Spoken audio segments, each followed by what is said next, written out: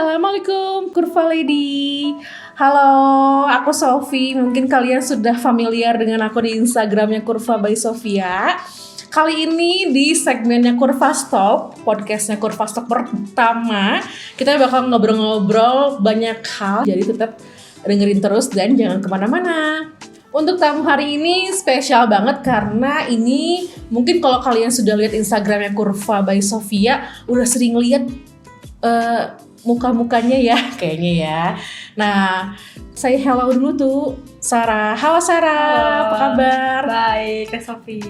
Sarah ini adalah model pertamanya Kurva by Sofia dan sampai sekarang juga masih tetap jadi modelnya. Gimana kabarnya Sar? Alhamdulillah baik. Teteh gimana kabarnya? Alhamdulillah sehat juga. Alhamdulillah. Nah, aktivitas sekarang apa aja nih Sar? Sedang ngapain kah gitu? Ya, selain sebagai model di Kurva, Sarah juga bekerja di salah satu rumah sakit di Bandung, Teh. Wah, pasti lagi sibuk-sibuk banget ya, apalagi lagi pandemi gini kan pasti banyak pasien ya gitu. Semoga sehat terus ya Sar. Amin. Dan tidak sampai terinfeksi ya. Amin. Seperti aku yang kemarin. Nah kali ini, oh ya kenapa? Sarah baru selesai vaksin. Yeay, aku mah kayaknya gak akan divaksin deh, karena udah pernah kena. Nah Sar, hari ini kita pengen ngobrol-ngobrol di podcastnya Kurva Stop yang pertama ini. Banyak hal mungkin lebih ke sharing ya, pengalaman Sarah tentang gimana sih jadi perempuan plus size. Dan awalnya gimana sih, apakah emang dari kecil udah gemuk kah? Kalau aku kan emang dari lahir sudah terlahir besar gitu ya, 4 kg. Nah kalau Sarah gimana nih? Sarah juga dari kecil sebenarnya lahir 3,3 kilo, terus sempet berhenti ASI karena mama dulu kerja berhenti ASI jadi minum susu formula. Nah mungkin dari situ makin besar sampai saat ini. Dan Sarah tuh orang yang nggak pernah kurus dari kecil ya, jadi bertumbuh berkembang. Tapi ada nggak sih kebiasaan mungkin makankah? Kalau aku sih mungkin lebih ke nyemil kali, seneng jajan gitu. Atau enggak mungkin kebiasaan makan malam atau gimana awalnya kan, pemicunya itu gimana? Awalnya karena hobi banget makan nasi dan dessert, suka banget sama yang manis-manis. Pokoknya setiap ada yang manis-manis itu pasti dimakan. Apalagi es krim ya. Iya, apalagi es krim. Terus biasanya kalau lagi seneng makan gitu dari kecil, apakah sehari makannya berapa kali kah atau gimana? Jadi dulu tuh cerita sedikit ya Teh ya. Jadi Om Sarah tuh dulu tuh kerja di Bandung juga. Jadi setiap istirahat, jadi Om Sarah tuh nggak cuma seorang, ada 2 orang. Jadi setiap istirahat mereka tuh datang ke rumah, bergantian dong.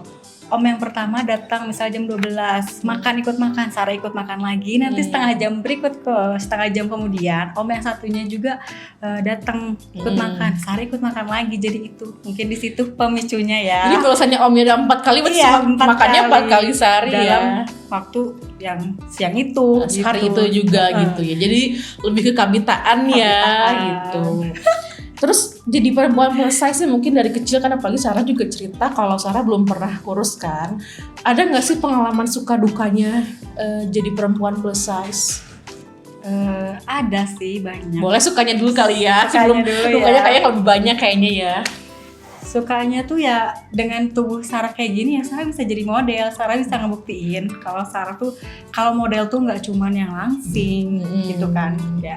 Badannya kayak gitu juga bisa loh jadi model gitu. Bisa dikenal sama banyak orang juga, alhamdulillah. Nah kalau dukanya, Sarah pernah dibully zaman SMP sama cowok. Itu parah banget sih ngebulinya. Karena dulu Sarah tuh ya badan gede, gendut, hitam, rambut keriting. Kebayang gak sih itu bahan bulian banget. Gemes gitu banget jadi bully anak-anaknya karena mungkin berbeda banget ya gitu. Pokoknya beda dari yang lain. Kalau yang lain kan anak-anak SMP ya kurus gitu mereka. Kecil-kecil ya pada SMP tuh ya biasanya ya. Tapi dari waktu Sarah dari kecil ngadepin bulan itu bikin ini nggak sih, bikin jadi sedih atau nggak, bikin jadi nggak pede atau gimana waktu kecil? Insecure pasti. Itu kayak selama 2 tahun itu ya SMP tuh kayak ngerasa sendiri doang. Kayak malas gitu. Ke sekolah juga ya. Iya, terus sering banget dulu tuh curhat ke guru BK. BK tuh kayak mungkin dulu BP ya, di zaman Sarah tuh BK, bimbingan konseling. Sering curhat di situ. Nah kalau misalnya selama Sarah sampai umur segini nih, pernah nggak sih ketemu sama lawan jenis cowok yang mungkin pernah menuntut Sarah dalam hal segi fisik harus sekian beratnya, kemudian juga harus seperti ini. Boleh cerita deh, siapa tahu kurva ladies di sini pernah ada yang ngalamin nih sama pasangannya. Ada beberapa kali ya pernah deket sama cowok yang emang menuntut karena ya mungkin fisiknya dia lebih kecil dari Sarah, jadi ya mau gak mau untuk menyeimbangi dia Sarah harus kurus, dia menuntut Sarah kurus. Ya seperti yang tahun lalu itu. Ayo ceritain dong. Emang mesti disuruh diet sampai angka berapa sih? Ya dia tuh nyuruh, coba kamu 70 kilo bisa nggak gitu, terus Menuntut gitu seperti itu. Iya menuntut. Dalam waktu 6 bulan Sarah harus ngurangin berat badan 20 kilo, gimana caranya gitu kan. Cuman seiring berjalannya waktu ya alhamdulillah ini juga sebenarnya turun, cuman masih nggak seberapa gitu ya. Cuman lama-lama kok ini orang nuntut banget gitu ya, jadi akhirnya Sarah pasrah dan akhirnya ya udahan gitu. Karena Lagian kan kalaupun emang kita diet kan emang karena diri kita sendiri ya, bukan karena tuntutan. Apalagi cowok yang belum jadi siapa-siapa, belum juga nikah, belum juga jadi suami, sudah menuntut, apalagi kalau udah jadi suami sih. Terus Sarah tuh tipe orang yang segala macam diet diikutin tapi nggak ada hasil. Ngalamin banget sih pasti. Nah di posisi seperti apa sih yang mungkin saat ini ya 2-3 tahun belakangan ini yang bikin Sarah tuh ngerasa insecure, nggak percaya diri, dan gimana sih cara ngatasinnya gitu? Mungkin bisa berbagi tips juga dengan kurva lady yang mengalami hal yang sama, insecure-nya. Insecure Sarah itu ya ngelihat cewek-cewek yang bodinya bagus, langsing gitu kan, putih gitu. Apalagi kan. di sosmed ya. Apalagi di sosmed, materi itu ala-ala gitu kan, kayak kok ingin banget ya kayak mereka gitu kan. Cuman ya balik lagi ya, Sarah menerima, Sarah dikasih sama Allah tubuh yang kayak gini, ya udah berarti Sarah berbeda dari orang lain gitu. Sarah tuh ngerasa istimewa ya, aku istimewa karena aku berbeda dari orang lain gitu.